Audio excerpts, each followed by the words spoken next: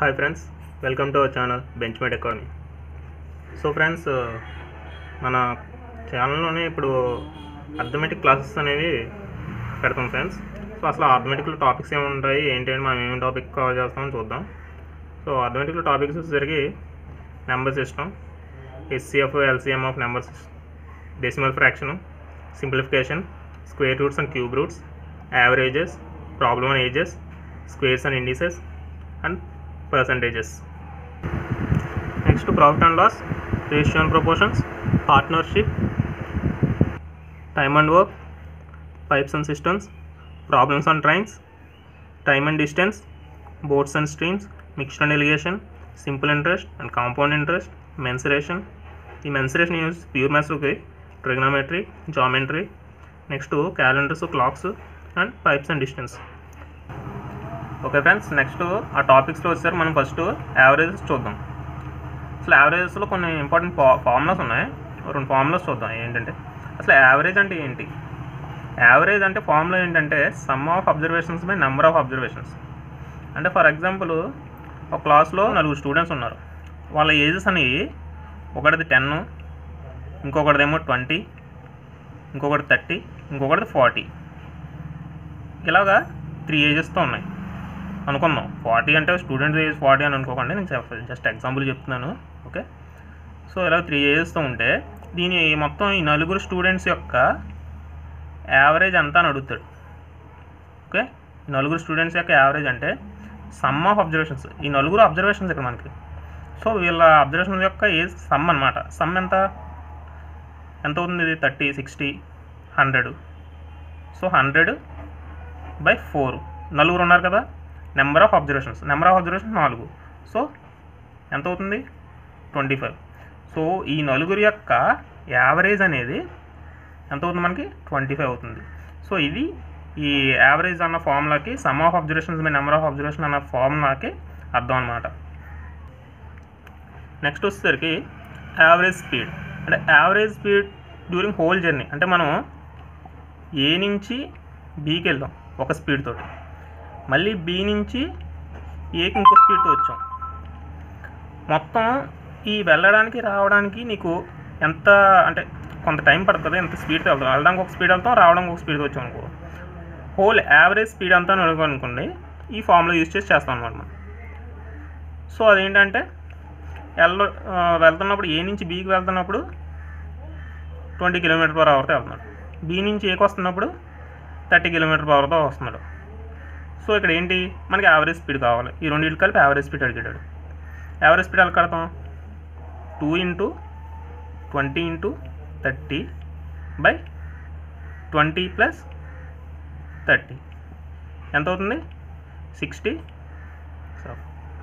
So ఇట్లా average ఏమవుతుంది ఇప్పుడు మనకి? ఇట్లా యావరేజ్ కావాలనుకోండి ఎంత? 1200/50. 0 క్యాన్సిల్ అండ్ అంతలో 24. సో ఇలాగా యావరేజ్కి ఫార్ములా ఇది. యావరేజ్ స్పీడ్స్కి ఫార్ములా అనేది ఇది. ఓకే ఫ్రెండ్స్, ఇప్పుడు ప్రాబ్లమ్స్ చూద్దాం. Find the average of all prime numbers between 30 and 50 అన్నాడు.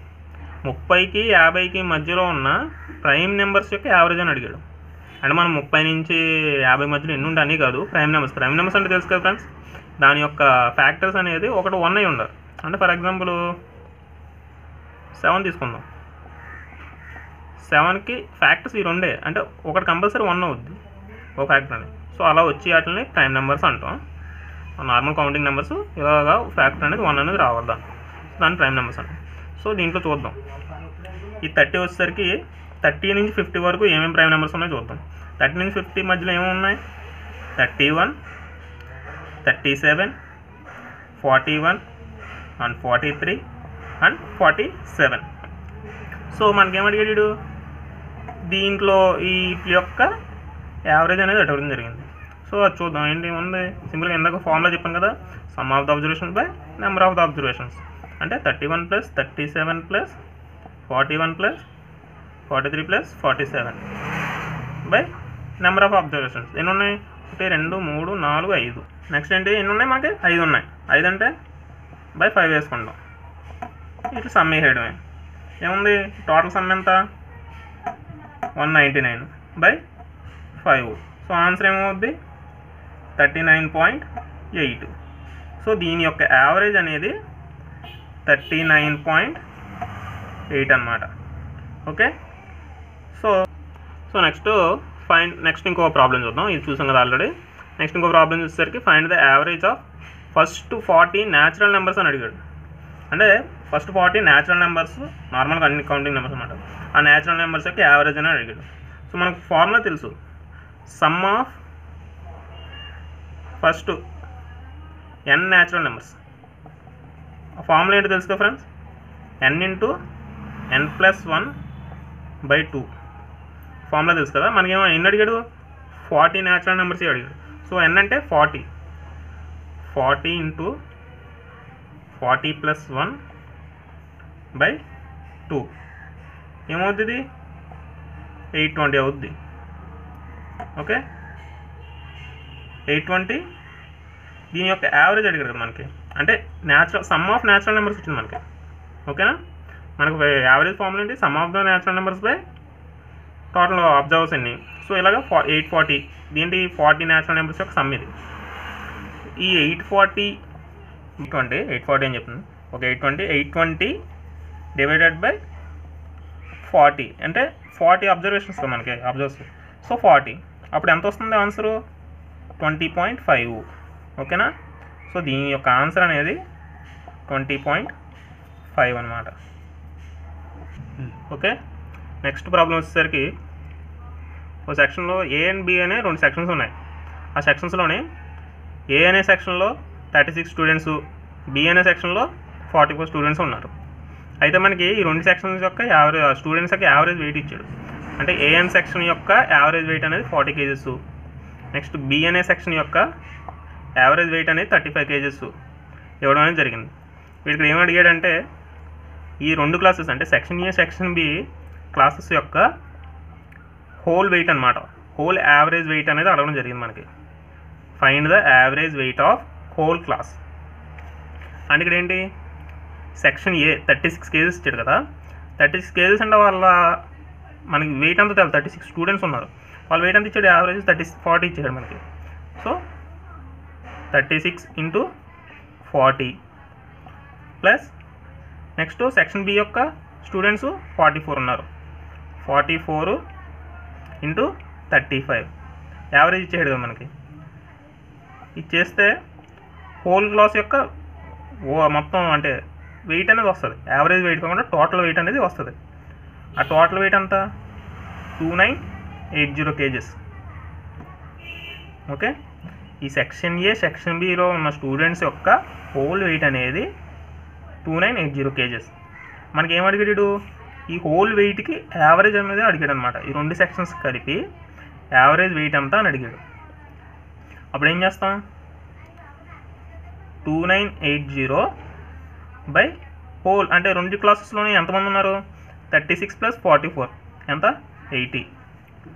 సో దీనికి యావరేజ్ కట్టాలన్నమాట. యావరేజ్ ఎంత ఇది 37.25 kgs.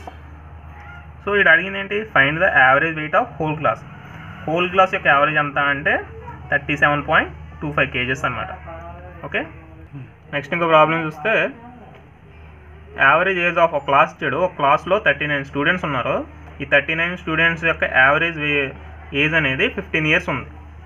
అయితే ఈ 39 స్టూడెంట్స్కి ఒక టీచర్ అనేది కలవడం వల్ల వీళ్ళలోని వాళ్ళ యావరేజ్ వెయిట్ అనేది 3 months ఇంక్రీజ్ అయింది. అయితే టీచర్ యొక్క వయసు ఎంత అని అడిగారు. సో ఫ్రెండ్స్, అంటే ఇప్పుడు మనకి యావరేజ్ వెయిట్ టీచర్ కలవడం వల్ల ఎంత అయింది, 15 years 3 months అనేది అవడం జరిగింది. అవునా, 15 years 3 months అయింది. సో అసలు మనకి వీళ్ళు ఉంటున్నప్పుడు ఈ 39 స్టూడెంట్స్ యొక్క ఏజ్ అంతా తెలుసుకుందాం. ఈ 39 స్టూడెంట్స్ యొక్క ఏజ్ ఫస్ట్ కట్టి తర్వాత టీచర్స్ ఏజ్ కట్టాలి. ఓకే, అంటే 39 × 15 years. ఓకే, ఇప్పుడంతా 585 స్టూడెంట్స్ యొక్క ఏజ్ ఎంత అవుతుంది, 585 years. నెక్స్ట్ టీచర్ ఇంక్లూడ్ అవ్వడం వల్ల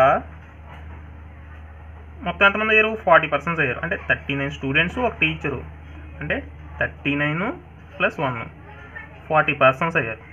40%కి యావరేజ్ ఎంత మనకి? 15 years 3 months. ఓకేనా? 15 years 3 months. అంటే మనం ఎలా రాసుకుంటాం ఇప్పుడు? ఇది 61/4. ఓకేనా? ఇది 61/4 కింద రాసుకున్నాం దీన్ని. అంటే 61/4 × 40 members ఎంత అవుతుంది యావరేజ్? ఇది 610 years. ఇది స్టూడెంట్స్ది. ఇది టీచర్ ఇంక్లూడ్ అవ్వడం వల్ల ఎక్స్ట్రా వచ్చింది. అయితే 610 - 585 చేసాం అనుకోండి, ఎంత వస్తుంది మనకి? 25 years అని వస్తుంది. మనకి ఎలాగో స్టూడెంట్స్ది తెలుసు, దీంట్లో టీచర్ ఏజ్ ఉంది అండ్ స్టూడెంట్స్ ఏజ్ కూడా ఉన్నాయి. స్టూడెంట్స్ ఏజ్లోంచి మొత్తం ఈ అందరు స్టూడెంట్స్ ఏజ్, టీచర్ ఏజ్ దాంట్లోంచి స్టూడెంట్స్ ఏజ్ తీసుకోనుకున్నాం. మిగిలిన ఏంటి? Teacher age. So find the teacher age అంటే ఎన్ని ఇయర్స్? 25 years అన్నది ఆన్సర్. ఓకేనా? నెక్స్ట్ చెప్పాను కదా ఫ్రెండ్స్, ఇక్కడ 25 years వస్తుంది. మళ్ళీ ఇక్కడ చెప్పడం మర్చిపోయాను. 15 years 3 months 61/4 నేను డైరెక్ట్ వేసేసాను. అది ఎలా వచ్చింది అంటే కనుక 15 years 3 months కదా, అంటే 15 years × 3/12 ఎంత? 1 × 4 × 4 15 × 60 60 + 1 61/4. ఇది 61/4 అనేది ఈ విధంగా వచ్చింది. సో ఈ 61/4ని మనం ఈ 40తో మల్టిప్లై చేస్తే ఈ 610 అనేది ఇయర్స్ అనే ఏజ్ అనేది వచ్చిందనమాట. ఓకే, మళ్ళీ ఇది ఐడియా ఉంటుంది, కొంతమంది తెలుస్తుంది, కొంతమంది తెలియదు. దానివల్ల మళ్ళీ చెప్పడం జరిగింది. మామూలుగా తెలుసు అని చెప్పేసి నేను. సో ఇలాగ ఎక్స్ప్లెయిన్ చేశాను మళ్ళీ తర్వాత. Okay, thank you.